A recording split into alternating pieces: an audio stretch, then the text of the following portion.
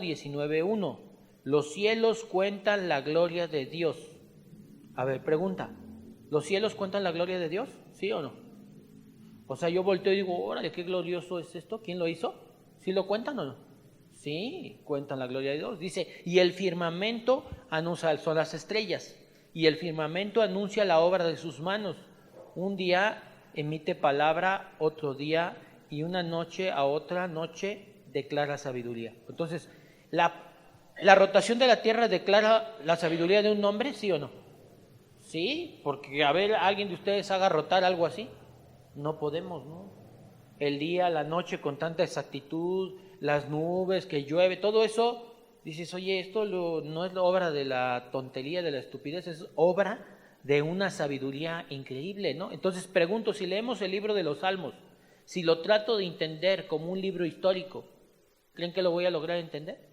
No, porque esto es actualmente, hoy esto está aplicable. Hoy el firmamento cuenta la gloria de Dios, nos muestra la sabiduría de Dios. Entonces, de esa manera yo puedo estarme dando cuenta de que este género no es histórico. Sin embargo, si te leo el libro de los Reyes, ¿es un libro de qué? De historia, ¿no? Sin embargo, por medio de esa historia, él me está dando un mensaje aplicado a mi vida actual, ¿no? Sin embargo, lo estoy agarrando de un género ¿qué? Histórico. Ahorita aquí vamos a ver, dice, habremos de dar una atención muy especial tanto a la figura literaria, metafórica, fíjense, esta es la metáfora, similes es otra y paradojas es otra. Son tres géneros literarios dentro de esos géneros, ¿eh? O sea, estoy hablando dentro de la historia, dentro de la poesía, dentro de la profecía, dentro de las cartas, dentro de todas esas ramas literarias, se incluyen estas. O sea, en la poesía vamos a encontrar metáfora, sí. En la poesía vamos a encontrar similes, sí. Ahorita voy a explicar qué es eso. Y en la paradoja voy a encontrar, en la narrativa voy a encontrar paradojas también. O sea, todavía incluyendo todos los géneros, todavía hay tres en cada uno. Y dices, órale, ¿cómo le voy a hacer? Claro, a veces no son tan difíciles de interpretar en algunos casos sí. ¿Esto qué quiere decir? Que aún en los libros de historia, o sea, por decir en el libro de los Reyes, voy a encontrar ciertos dichos. ¿Se han encontrado por ahí algún dicho, alguna frase que dice algún rey, que dice David, que dice alguno de ellos, y está contando la historia de ellos, pero sin embargo surge algo paradójico, por decir, ¿no? Por decir, Jesús de repente está contando su historia y de repente dice, me voy a aventar una parábola, ¿no? Pero sin embargo está contando toda la historia de la vida de Jesús. Y dice, y entonces llegó a una montaña y ahí dijo una parábola. O sea, estamos narrando la historia de Jesús y de repente saca una metáfora, ¿no? Entonces tenemos que darnos cuenta porque de repente podemos leer cosas ahí que si nosotros no, que por lo menos entendemos de manera general cómo se está interpretando este asunto, entonces ahí vamos a errar un poco en la interpretación de la Biblia. Voy a dar una definición de una simil. ¿Qué es una simil? Dice, una simil es una figura retórica que consiste en comparar dos términos o dos conceptos. Es una figura retórica que consiste en comparar dos términos o dos conceptos que son similares. ¿Ya vieron? O sea, dos conceptos similares los voy a ¿qué? Los voy a equilibrar, voy a tratar de entenderlos los dos, aunque son iguales, pero dice similares, no dice iguales, son muy parecidos, ¿no? Hagan de cuenta como cuando alguien saca una definición y luego lees en otro autor una definición y los dos dicen lo mismo, pero de manera ¿qué? Diferente, ¿no? Es más, observen cómo, sobre todo si me voy rápido, díganme, no tengan pena, díganme, oiga, puede detenerse ahí tantito, lo vuelvo a decir si quieren. Dice, una simil es una figura retórica que consiste en comparar dos términos o conceptos que son similares. Y tiene más, lo voy a leer lo demás, pero si quieren con eso es suficiente para la definición. Dice, o comparten alguna característica. Los términos se vinculan con un texto comparativo como semejante, tan, como, igual que, lo cual marca la diferencia entre el simil y la metáfora. dado que la metáfora carece de este nexo. O sea, ¿qué quiere decir? Que la simil son dos conceptos iguales, tal vez dicho por dos personas diferentes, pero quieren decir que exactamente lo mismo. Les voy a decir, por decir, dónde existen similes. ¿Han visto que en los evangelios de repente se cuentan las mismas parábolas, pero en otros libros? Esa es una simil. Entonces no se espanten, no, nada más de repente decimos, ay, simil, como que se me va a hacer difícil. No, es entender nada más esa parte. Si yo logro quererme aprender la definición, va a ser más difícil. No se trata de eso, se trata de poder razonar, de poder entender. Entonces, ¿sí detectan muchas similes en la Biblia, sí o no? Hay muchísimas similes. Inclusive observen, hay palabras que el Señor Jesús está diciendo y que fueron dichas en el Antiguo Testamento. El primero y más grande mandamiento fue dicho en el Nuevo y en el Antiguo. Eso es una, ¿qué dijimos? Una simil, ¿no? Entonces tenemos que detectar cuando hay una simil. Ahora voy a dar lo que es una paradoja. Una paradoja, contradicción artística, consiste en utilizar conceptos o ideas que son contradictorias entre sí. Una paradoja. O sea, quiere decir que son conceptos que van contrarios a, ¿no? O sea, contrarios totalmente. Sí, la vuelvo a repetir. Dice, una paradoja consiste en utilizar conceptos o ideas que son contradictorias entre sí, pero que juntas poseen un valor muy significativo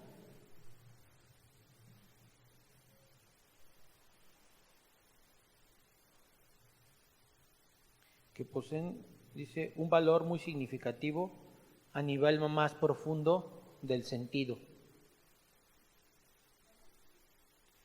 Dice, un valor muy significativo a nivel más profundo de sentido y significado.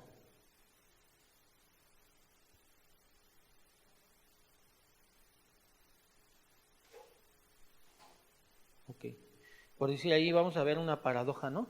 Dice que van, vuelvo a leer, dice, consiste en utilizar conceptos o ideas que son contradictorias entre sí. O sea, quiere decir que debe haber dos conceptos que van a ir chocando, ¿no?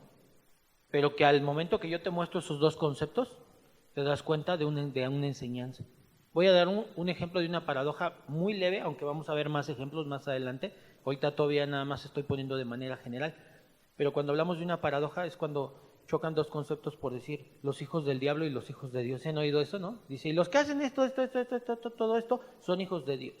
Pero el que hace esto, hijo del diablo es, ¿no? Ahí están dos, una paradoja que está con dos cosas buenas y malas, está chocando, enseñándote, mira, estos son los del diablo y estos son los de Dios. Está confrontando, por decir, a la congregación y diciéndole, a ver, defínanse de qué hijos son. Y dices, ay, no, pues no, Dios mío, ¿no? Entonces, a través de eso está enseñando él, ¿no? Ahora, esto no quiere decir que va a haber que nos está invitando a que seamos hijos del diablo y que seamos hijos de Dios, pues a eso sí, ¿no? Pero lo otro nada más lo está mostrando lo malo para que nosotros podamos ver en nuestras vidas, ¿no? Sin embargo, esa es una línea muy delgada en enseñar esa parte, lo vamos a ver con más ejemplos más adelante, ya de manera más práctica. Ahora, vamos a ver la metáfora. La metáfora proviene del concepto latino metáfora, y a su vez de un vocábulo griego que en español se interpreta como traslación. Se trata de la aplicación de un concepto o de una expresión sobre una idea o un objeto al cual no describe de manera directa, con la interpretación de surgir una comparación con otro elemento y facilitar su comprensión. Por ejemplo, esas dos esmeraldas que tenían como ojos brillan en su rostro, ¿no? O sea, ¿qué quiere decir que una metáfora es? Una metáfora es aquello con la cual tú quieres enseñar algo real, pero lo llevas a algo irreal, ¿no? Y lo dice aquí el contexto. Fíjense, es como si tú a alguien le dijeras, le dices, esas dos esmeraldas que tienes como ojos brillan en su rostro. Es como si le dijeras, oye, qué bonitos ojos, te brillan un montón. Esa es una, ¿no? Ahora vamos a decirlo metafóricamente. Ahora en lugar de ojos le voy a llamar, ¿qué? Esmeraldas, ¿no? ¿Sí? Y luego en lugar de decir que tenías como ojos brillantes, en lugar de decirte bonitos ojos, te digo que tus ojos son, ¿qué? Brillantes. Entonces cambié unas palabras por otras para decir un contexto de una manera realzar esa parte y decir, órale, qué bonito está hablando. ¿Qué pasó, Rox? Sí. Ujú. Ujú. Te voy a dar una así, ahí te va. Dice, la metáfora es un vocábulo en donde se aplica un concepto o una expresión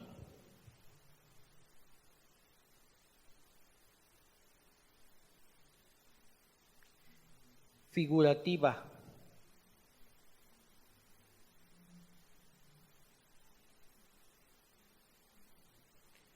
interpretando una comparación con otro elemento.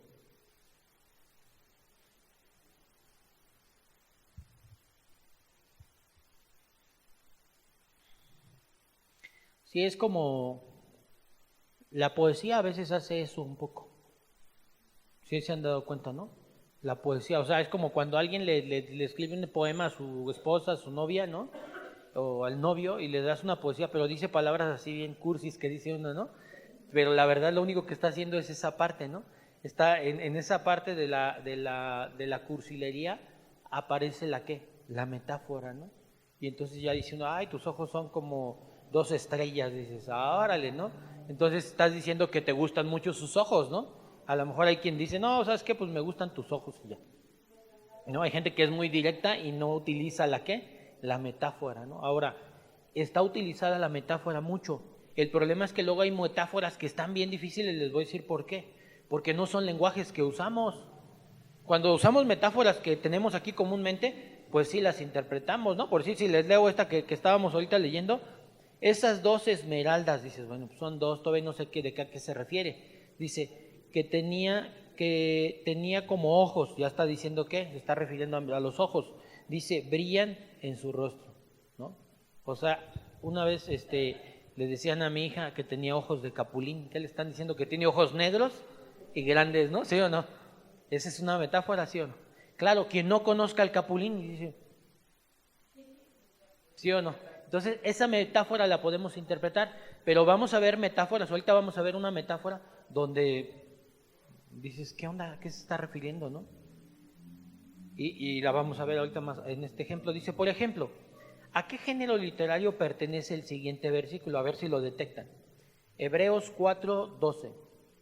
Para que la palabra de Dios, dice, ¿por qué la palabra de Dios es viva, eficaz y más cortante que toda espada de dos filos? Fíjense, está semejando a qué? Una espada. Dice, y penetra hasta partir el alma y el espíritu. Pregunto, ¿se puede partir el alma y el espíritu? No se puede, ¿no? Pero lo está diciendo ahí. Ahora, ¿creen que como pastores vamos a usar una espada aquí literalmente? No, está hablando entonces ¿en qué sentido? No, pero metafórico, ¿no? Y dice, y penetra hasta partir el alma y el espíritu, las coyunturas y los tuétanos, y discierne los pensamientos y las intenciones del corazón. Ahora, obviamente les estoy poniendo algo sencillo, pero ya cuando vemos un elemento ya más difícil, ya decimos, oye, pero ¿y aquí qué onda, no? ¿Qué género es? Pero hay que interpretarlo, hay que entenderlo, ¿no? Ahora, el no entender estas situaciones, ¿qué es lo que sucede cuando un pastor, y lo voy a poner como un ejemplo para mí, no sabe estos géneros literarios? Lo único que va a suceder es que vienen las herejías bíblicas, ¿no?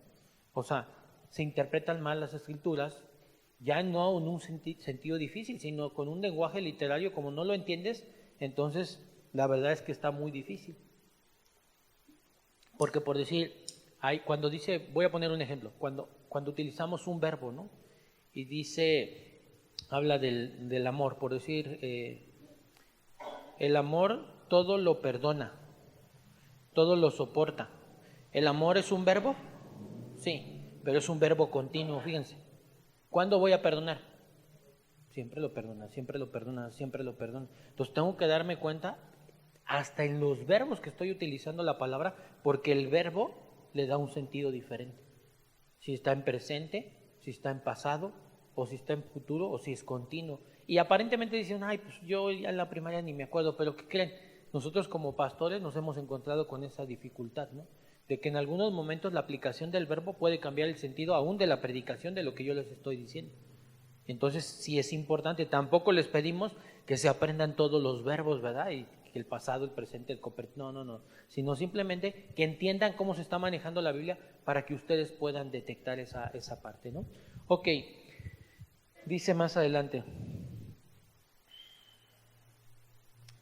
dice, las parábolas, dice, casi todas ellas forman parte de la enseñanza del Maestro, o sea, de Jesús, son un género aparte, y si hemos de evitar interpretaciones erróneas y fantásticas, tendremos que prestar atención a ciertas normas de interpretación que son propias del caso. Por decir, voy a poner un ejemplo. La parábola de los talentos normalmente es enseñada por los falsos maestros como una enseñanza de prosperidad financiera. ¿Sales? Ahora, puede ser falso maestro deliberadamente, puede ser falso maestro ¿por qué? Por ignorancia, ¿no? ¿Sí o no? Entonces yo tengo que ver esa parábola y darme cuenta que dice la parábola del ¿qué? De los talentos. Y si dice la parábola de los talentos, estoy entendiendo que en esa parábola se va a enseñar un lenguaje de qué tipo dijimos, metafórico, ¿no? ¿Eso qué quiere decir? Que lo que estás leyendo así a ras de texto, eso no es lo real. Solamente está tomando un contexto para enseñar una cosa de qué tipo es lo que enseñamos, espiritual, ¿no? ¿Sí o no? Entonces, si hablan de los talentos, la parábola, si yo la entiendo, es que a él le doy 2 talentos, a él 1, a él 10 talentos, ¿no? Y los talentos representan dinero, si lo llevo a la historia. Entonces estoy hablando de una enseñanza ¿de qué? De dinero. Pero el problema es que lo que enseñamos no es económico, sino lo que enseñamos es espiritual. Por lo tanto, entiendo que es un lenguaje ¿de qué tipo dijimos, Rox? Metafórico. Entonces, por lo tanto, no puedo enseñar esa parábola así, porque entonces estaría cayendo en un error ¿qué? Doctrinal, ¿estamos de acuerdo? Eso es lo que hace la hermenéutica. Esos son como la parte sencilla de la hermenéutica. Pero imagínense, si no aprendemos o en las iglesias no se enseña esto, ¿podemos detectar las falsas doctrinas? Pues nos tragamos todo lo que nos den, ¿no? Pues ahí está en la Biblia y ahí dice, pero no es así. Entonces tengo que darme cuenta cómo es que lo voy a ir haciendo. Dice más adelante, dice, y si hemos de evitar interpretaciones erróneas y fanáticas, tendremos que prestar atención, a ciertas normas de interpretación que son propias del caso. Veamos este ejemplo, Lucas 15:8. Lucas 15:8.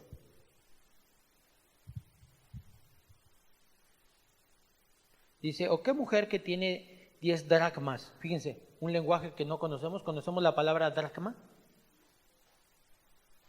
Entonces, fíjense, si nunca nos tomamos el sentarnos, ¿verdad? El abrir nuestro diccionario y cuando estoy leyendo la Biblia, no nos encontramos con una palabra como de este tipo y no la entiendo, ¿qué quiere decir?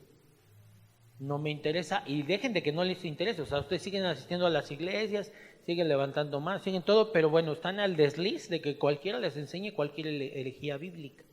Sin embargo, aquí me empiezo a dar cuenta que aparece una palabra, ¿qué tengo que hacer? Ir inmediatamente cuando yo estoy haciendo un estudio, si yo hago un estudio, cuando leo esa palabra me voy y busco el significado y la apunto ahí arriba. ¿Para qué? Esa es una persona que estudia. Eso es lo que habla el libro de los Salmos, en el capítulo 1, versículo 3, 4 y 5, donde dice que escudriñan la palabra con delicia. O sea, ¿qué quiere decir? No nada más leo, oh mujer que tienes 10 dracmas, o sea, no nada más lo leo y ya, ¿no? Que eso es lo que hacen los famosos devocionales, nada más lees, pones tu aplicación, pero a veces ni entiendes muchas de las cosas que vienen ahí. Entonces es mejor irnos despacio, entender las cosas e ir y tener nuestras herramientas y hacernos estudiosos, eruditos. Dice la palabra, bueno, no dice la palabra, pero los grandes eruditos dicen que nosotros como cristianos, así elementales, que venimos cada domingo y que estudiamos, que asistimos, debemos de tener en nosotros un teólogo. Debemos de ser ¿cómo se llama? Se me fue la palabra, un exégeta. O sea, son palabras hebreas, pero yo debo de ser un exégeta. Ustedes deben de ser exégetas. No nada más nosotros como pastores tenemos la obligación, ¿no? Sino ustedes tienen la necesidad. Nosotros también tenemos la necesidad, pero cuando estamos aquí, entonces ya tenemos ahora la ¿qué? La obligación, ya no nada más es nuestra necesidad. ¿Qué pasó, man? Fíjate que eso se me hace así como de primaria también, ¿no? Uh-huh. Porque eso, por ejemplo, Ajá, sí, sí. Está leyendo un libro y de repente me dice, oye, y dice esto. Le digo, ¿conoces eso? Ah, esto habla de esto.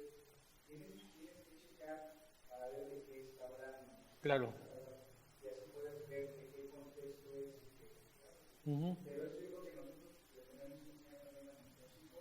Claro. Aparte de que nosotros no sabemos esto también. Sí. Cuando empezamos a leer la Biblia. Claro, claro. Sí, eso es básico, ¿no? Porque hasta inclusive ya lo pasamos en la primaria, pero ¿qué creen? Aunque es básico, muchos no lo hacíamos, ¿no? O sea, agarramos y leemos el libro, ¿por qué? Porque de por sí no somos tan buenos lectores, ¿no? En el país, una. Dos, y estudiosos, pues tampoco no nos gusta mucho, ¿no? Y cuando leemos, pues leemos así a ras y ahí se va, ¿no? Y aparte los géneros que a veces, bueno, los géneros que más leen son los géneros, inclusive hasta los más populares, ¿no? A veces la poesía casi nadie la lee. Libros poéticos son los libros que menos se leen, ¿no? La historia tal vez sí la leemos, ¿no? Pero también estamos acostumbrados a leer nada más a ras de la escritura, ¿no? Entonces es importante que estemos viendo y vamos a continuar leyendo esa parte del versículo como ejemplo que teníamos y dice, Lucas 15:8 dice, pregunta, ¿o qué mujer que tiene 10 dracmas, si pierde una dracma, no enciende la lámpara y barre la casa y busca con diligencia hasta encontrarla? ¿Quién me puede decir a qué se refiere eso? Vuelvo a leerlo. Pues pregunta, ¿o qué mujer que tiene 10 dracmas, si pierde una dracma, no enciende la lámpara y barre la casa y busca con diligencia hasta encontrarla? Busca algo, es lo único que me queda claro, ¿no? ¿Qué mujer que pierde 100 pesos, una moneda de 100 pesos, Ajá, ¿qué es una dracma? A ver. prende una lámpara para estar buscando y barre su casa? Ándale, más o menos. Una dracma es algo valioso, ¿no? O sea, ya empezamos como a deducir, ¿no?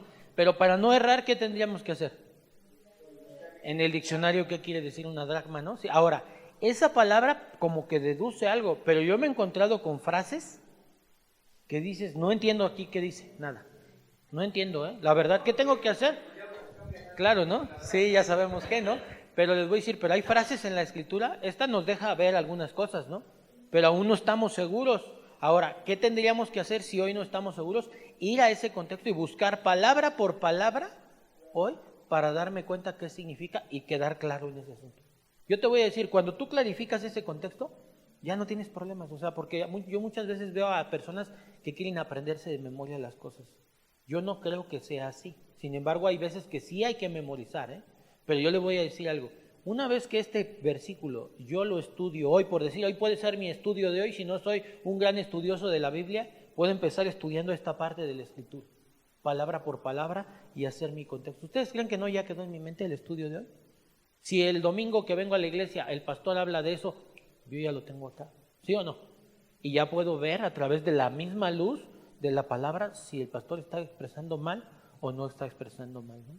Que era lo que estamos haciendo, por decir, los que están con nosotros trabajando directamente en las cuestiones del servicio, y tenemos las reuniones los domingos en la tarde, una vez al mes. Ahorita lo que voy a empezar a dejarles es el estudio que yo voy a predicar, que les voy a dar la palabra ese día, se las voy a dar para que ustedes las estudien, y ya tienen las herramientas aparte, ¿no? Y ya nada más ese día ya les voy a decir, a ver, Mario, ¿qué te habló Dios? Háblamelo en primera persona. ¿Qué quiere decir? Que me lo vas a hablar aplicado a tu vida. Y luego tú, y luego tú, y luego tú, y luego tú, y ahora yo les voy a decir qué es.